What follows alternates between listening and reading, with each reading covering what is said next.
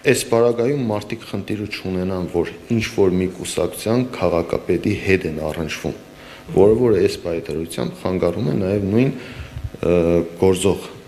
ժամանակավոր պաշտոնակատարին, որ մարդիկ շատ հարցեր ունեն քաղաքապետի հետ աշխատելու, բայց քանի որ ինքը ՔՊ է, մարդիկ չեն ուզում կոնկրետ իր հետ գործ ունենալ, որպեսզի իրենց վրա այդ անունը չտարածվի, որ ՔՊ-ի իշխանությունների հետ նաև եղավ դեպք, որ քաղաքում մարդիկ եղան հանդիպեցին ՔՊ-ի մարզային իշխանությունների հետ եւ ամբողջ Հայաստանով մեկ այդ մարդկանց ընտանիքը կոնկրետ կապեցին ՔՊ-ի հետ, որպեսզի հետագայում այդ շարժումները չլինի, մեր թիմը այն թիմն է, որ բացարձակապես չի կապվելու ոչ մի բանի հետ, մեր քաղաքը դաշինքը